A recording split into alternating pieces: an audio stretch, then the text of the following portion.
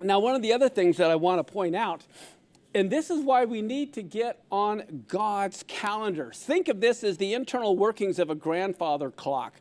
And the question is, are you on God's time clock? All right? Think of it this way. Think of the gears inside of God's time clock. You have the weekly Shabbat gear. Then that in turn moves the new moon, the monthly new moon, like we just did the Rosh Chodesh for Nisan. Now, then that also, you have your yearly festivals, Passover, Shavuot or Pentecost, Rosh Hashanah, Feast of Trumpets, Yom Kippur, Tabernacles. These are all called the Moedim. The Shabbat, the new moon, the festivals are the Moedim, or the appointed times that are on God's time clock. We are so detached, especially with our months, January, February, March. They're not tied to the new moon. We as a society, as believers, have totally lost the connection on God's time clock by not keeping the new moons, recognizing them that will be on the right calendar. And so what we need to realize, we need to be on God's time clock. But look at this. You have the yearly Moedim cycles. Then you have every 7th year the Shemita cycle. Then you have every 50th year the Jubilee cycle. God is on this time clock. Man is not. Now, we need to be on the world time clock because we're in the world, but we're not of it. We are supposed to be on God's time clock so we know, like the sons of Issachar, the times and the signs of the times, so we know what we as a body of believers ought to do. Now, let me explain this to you. The Shemita cycles are orderly. I have on the top left there one little Lego block representing 7 years. So on the bottom is a Lego block representing a 7-year cycle. And guess what? The 7-year cycles very neatly go one right after the other.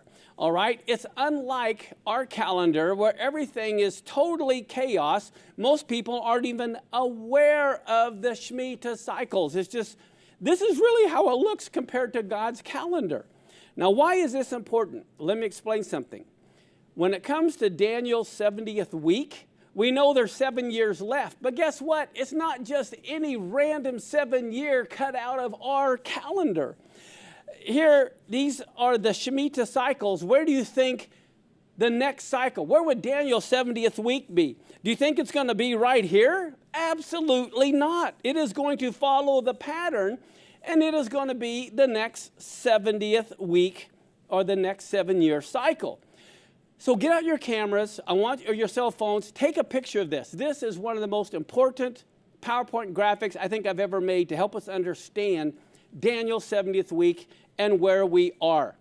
I want you to notice this. I have down here, let's go to the top. These are your Shemitah years. Okay, the top is the Hebrew year, 5775. Now remember, the Shemitah year is the 7th year of the 7-year cycle. So 5775 began on Rosh Hashanah of 2014 through 2015. The next Shemitah year will begin on Rosh Hashanah of 2021-2022. The next Shemitah year, 5789, then 5796, 5803. So you can see the 7-year cycle, as far as the Shemitah year, the last year of each cycle, is 2021, 2028, 2035, 2042, on and on. So where in here is Daniel's 70th week going to appear? Now, if you go to the bottom, these begin the first year of the next 7-year cycle. So if 5775 was a Shemitah year, okay, then 5776 or 2015 is the beginning of a new 7-year cycle. All right? We obviously know that the tribulation did not begin in 2015 or Jacob's trouble, however you'd like to look at it, or Daniel's 70th week. But it can't begin next year. This is what I want to point out. It has to fit the Shemitah cycle. So therefore, the next time that a 7-year cycle begins is the year 2022 on Rosh Hashanah and goes for 7 years. The next 7-year cycle will begin on Rosh Hashanah 2029, okay, and go for 7 years. All right, now here's what I want to point out as well. Look at what has happened. 2001 was a Shemita year, and the world was forever changed because of 9/11. Look what happened. The TSA and all the airport checks and everything. Our world was fundamentally changed in 2001, which was a Shemita year. You go 7 years later, what do you get? 2008. Oh my goodness, the world was fundamentally changed when the economy crashed in 2008. Look what happened. But history repeats itself. 2015 is the next one. Well, guess what? 2014 began the Shemita year. 2015 began the next 7-year cycle. And this is when we had all of the blood moons and the solar eclipses on the feast days. This is what I was talking about in my book on the blood moons.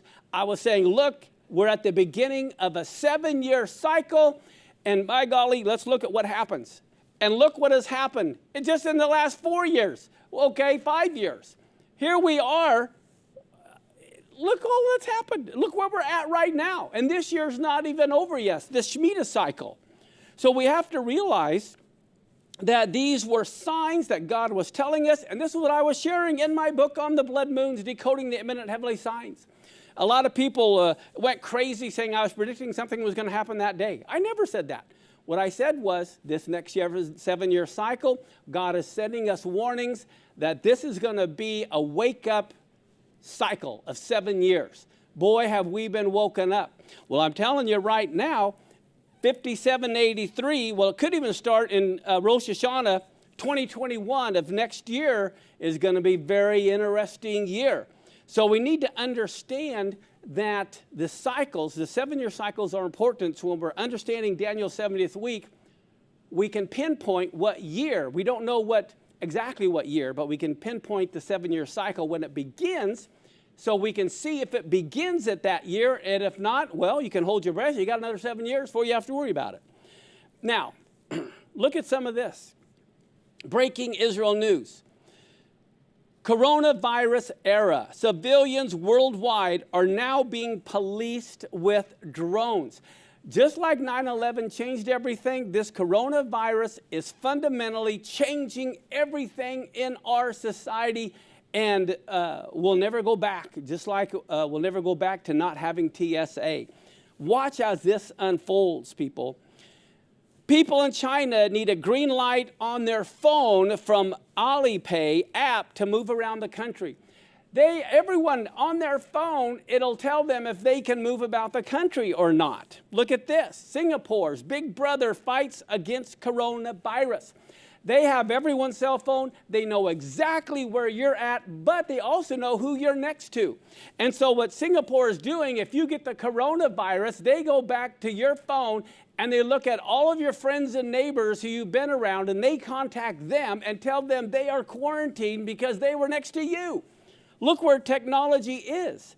But how scary that they can also identify each person if they wanted to and show where you've been and who's been next to you. But look at this next slide. Here we have an ex-British Prime Minister calling on world leaders to form a one-world government as a way to fight the economic crisis as well as the health crisis. There's already calls for a one worldwide government. Look at this. COVID-19. There are bosses who are panic buying software to keep tabs on remote workers. As you know, everyone's in isolation. So like Amazon, Microsoft, Google, all these people are all of a sudden now working out of home. Well, guess what? They're watching you at home while you're working to make sure you're working. Look at this article. Here an email comes from the boss, it says, and look what it told their employees working at home. We're watching you. Okay, this is what was told to Access Financial Incorporated employees working from home. It says, we're capturing your keystrokes. We're logging the websites you visit. Every 10 minutes or so, we're taking a screenshot. So get to work or face the consequences.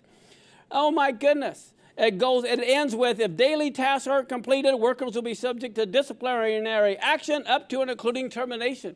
Oh my goodness, everyone is getting onto these apps. Believe me, you're going to be tracked everywhere and followed with everything you do. And there is no going back, people.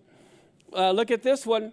Corona snitches. Police create a web portal to inform on neighbors.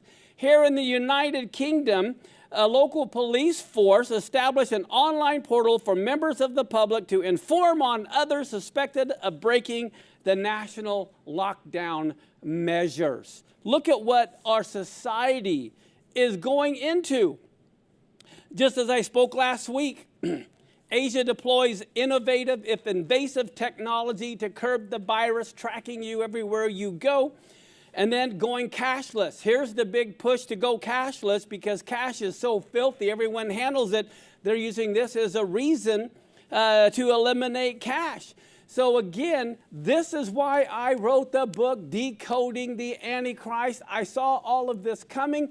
Get the book if you haven't got it. Get it for your friends. My goodness, this 7-year cycle we're about to come into, we're going to see a whole new world these next 7 years.